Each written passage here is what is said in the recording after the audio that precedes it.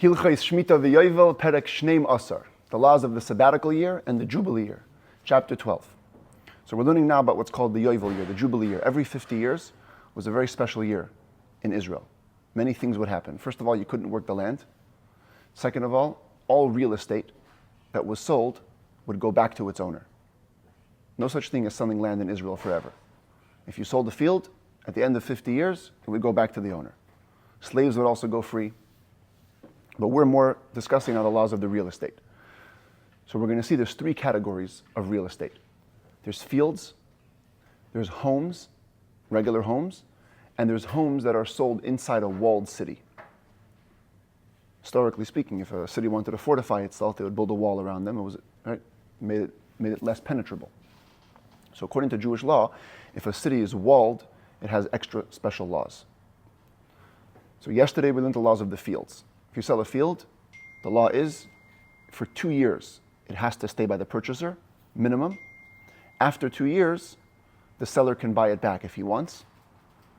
And if he doesn't want, he just wait till 50 years and then he gets it back anyways. That's the law of the fields. Today we're going to learn the laws of homes that are in walled cities and regular homes. So homes that are in walled cities actually have the opposite law almost. And that is, you have 1 year to buy it back. If you don't buy it back after a year, it permanently stays with the purchaser. It never goes back by the Yovel year. And regular homes that are not in walled cities, we're going to see they have both sides. You can buy them back right away, but they also go back by the Jubilee. They're the best for the seller. So 3 categories. Yesterday was fields. Today we begin with the houses in the walled cities, and we're going to conclude with houses in regular cities. It says the Rambam Halacha Aleph. Hamoicher bayis b'soich ir hamukefes chayma. If somebody sells a home inside a city which is surrounded by a wall, he can redeem it, he can buy it back for the 12 months from the day he sold it, anytime he wants, even the day he sells it. I sell it to you in the morning, I can come back that afternoon and say, hey, I want it back. You have 1 full year from the calendar date on which you sold it. When you want to buy it back,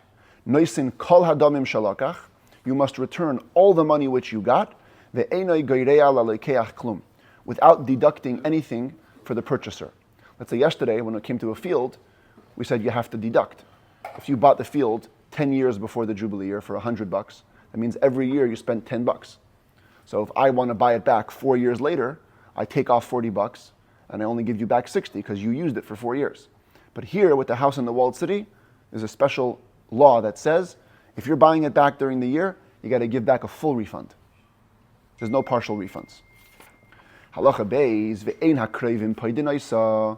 Relatives cannot buy back your home for you.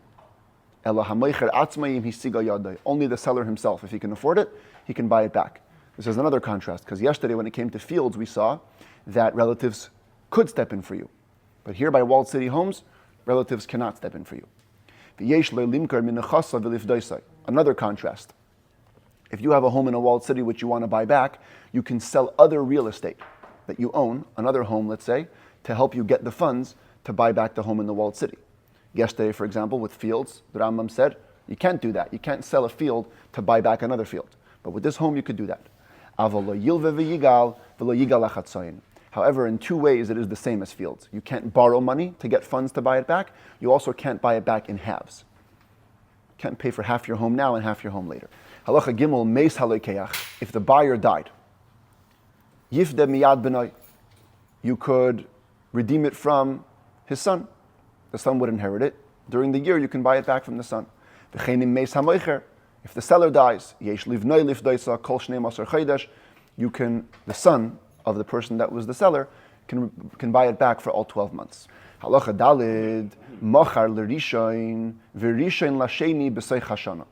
What if the seller sold it to one guy, and the buyer sells it to another guy during the year? So you take a look over here, it's Aleph Sivan, the first of Sivan. Mr. A sells it to Mr. B, right? Technically, if nobody gets in the way, after 1 year, Aleph Sivan the next year, it's nechlat. Nechlat means it's solidified permanently by the buyer. Problem is, during this time, a couple of months later on the 1st of Elul, Mr. B sells the house to Mr. C. Does the timer restart? Does the 1 year timer restart or not? So the Rambam says it doesn't restart. Moinin l'rishain. The count of the year remains for the first guy. Kevan sheshal mashana rishayna. Once the original year finishes, huchlat habayis biyad hasheni. If Mr. A doesn't buy it back, Mr. C gets it permanently after the year is over for Mr. B. You follow? Because as soon as the first sale happens, the 12-month timer starts there. Whoever else ends up with the land in the middle doesn't matter. Once 12 months are up and this guy doesn't buy it back, it stays by the guy who has the land currently. We have a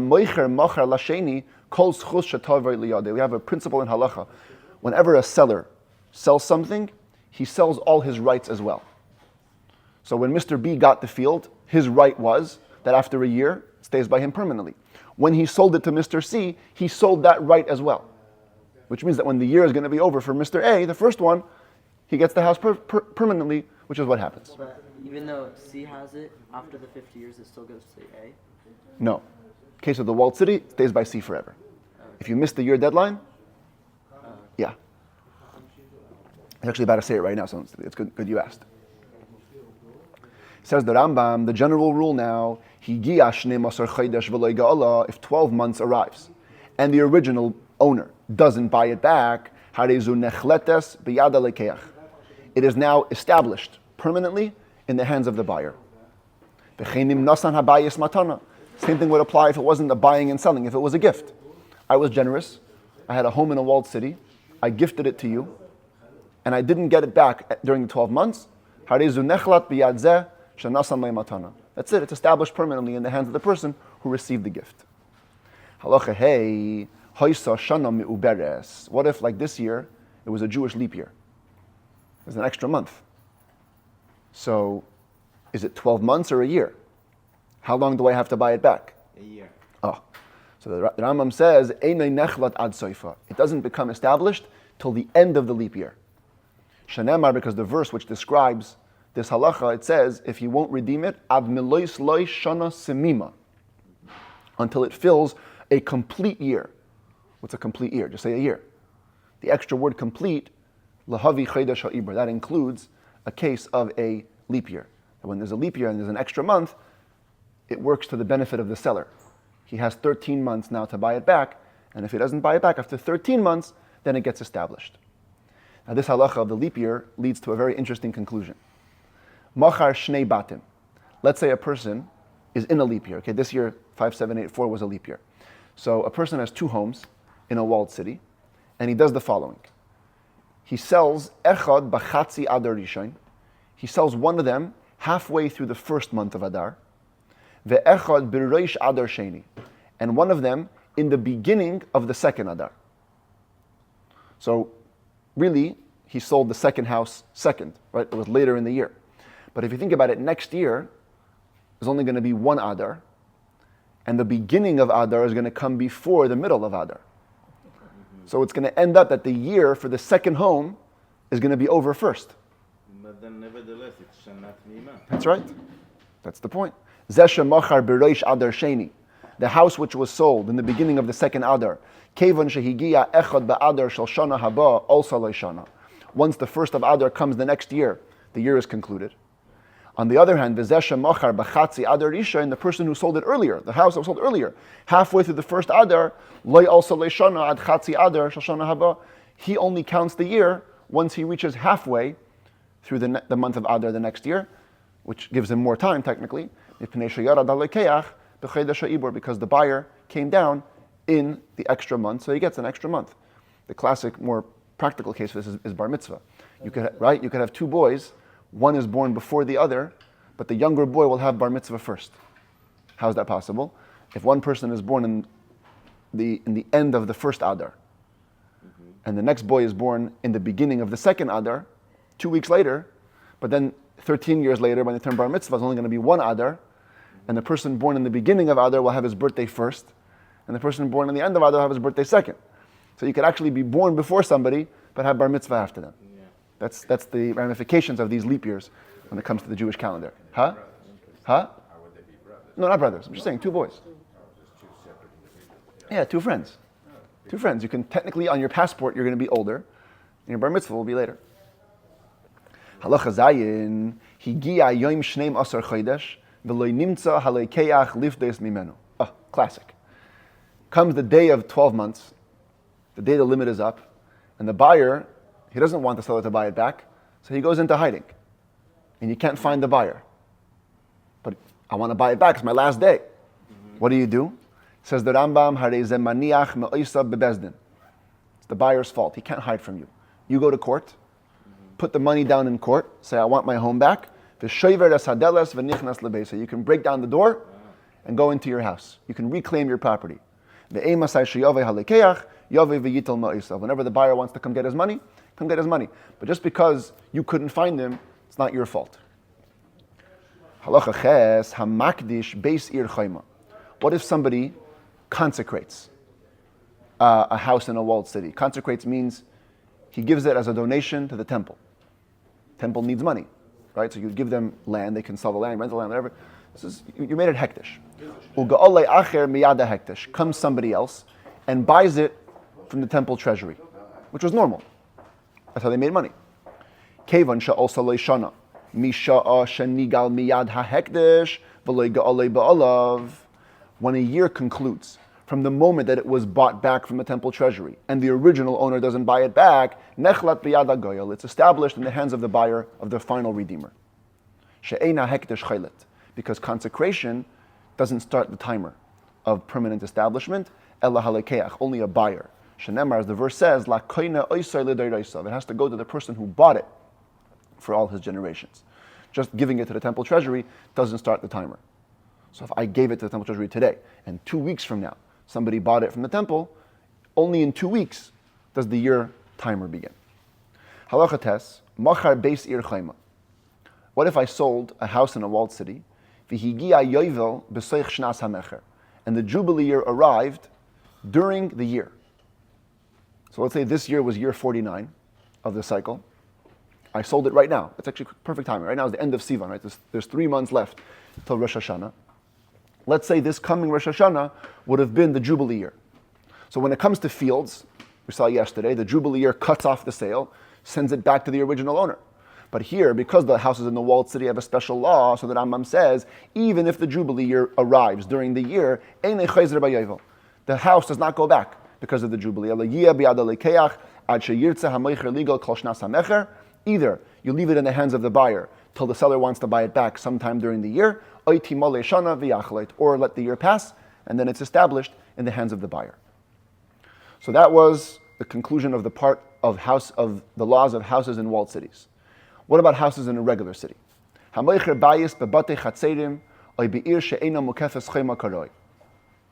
if you sell a house in what's called an open area?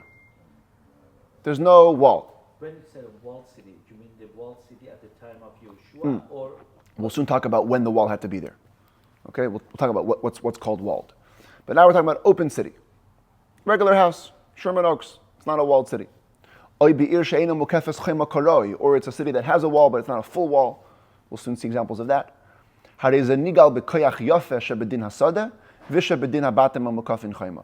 it has both advantages. The advantage of a home in a walled city and the advantage of a field. Which means what? Ketzad, what does that mean? Im ratza legal miyad, if you want to buy it back right away, like a home in a walled city, goyel, you can do so, kedin habatim, like the law of the homes. Even if 12 months pass and you didn't buy it back, you can keep on going till the Jubilee year, like fields. When you buy it back, you go proportionally, like the law is by fields, deduct for every year that the buyer used it and give him back less money. And if Yovel arrives without buying it back, again, the house goes back with no money, no payment, like the law of the field. So you get both good sides. Well, it always works to the advantage of the seller. Halacha Yud Aleph, even though we're talking about houses in a walled city, the truth is, kol shehu lifnim min hachayma, anything which is inside the wall. Again, like gardens, like ancient bathhouses, like birdhouses. Harehu kabatim. They have the same law as homes. Shenemar, because it says asher ba'ir, anything in the city. Aval hasades shebeseicha ir, but fields in the city, nigalin kedin hasades shechutz la'ir, have the same law as fields that are outside the city. Shenemar, because it says v'kam habayis asher ba'ir. The home in the city has the special law. Bayis v'chal adoim lebayis lo yasades. Homes, anything similar to homes, but not fields. Halacha Yud Beis, what classifies as a home? Bayis she'ein by arba amas al arba amas. What if you have a home? It's not even the size of 4 by 4 cubits. It's not even 6 feet like this. It's a portable home. It's not even 6 feet by 6 feet. Einei nechlat kebatei arei chayma. It doesn't count as a home. It's not established. If somebody were to sell this house and not buy it back after a year, it doesn't stay by him. Is it the size? Is not because it's not attached to the No, size. I just put this picture for fun. Even if it was attached to the ground. The point is that it's not big enough. V'Yerushalayim ein habayis nechlad ba. Yerushalayim, even though it's the classic example of a walled city, these laws don't apply. Homes cannot become established in them. Why? Because it was never divided amongst any tribes. It wasn't owned by any specific tribe. Ubayis habanui bichayma eine kebatei arei chayma. If a house is built into a wall, walls were very thick, sometimes thick enough to have a home in the wall. A home in the wall is not considered to be a home in the walled city. Halacha Yud Gimel ir shegagoiseha chaymasa. A city whose roofs are its wall.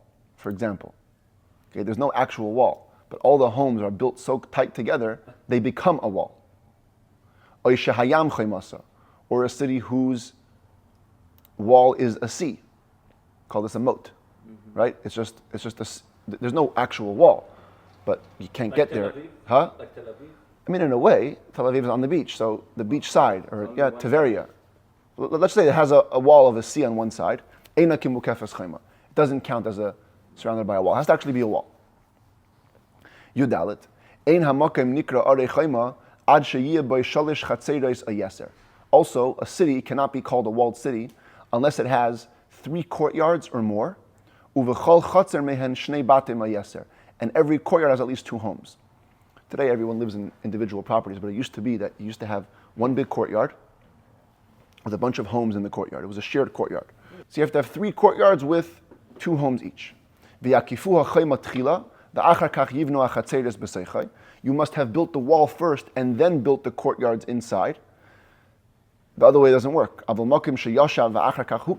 place was settled first, they built the homes, and then they surrounded it by a wall. Or there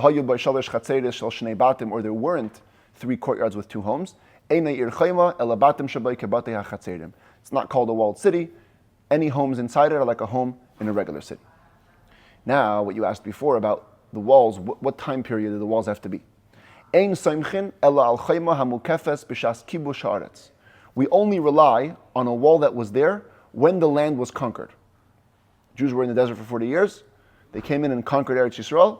Whatever cities were walled then, that's called a walled city. What would that mean?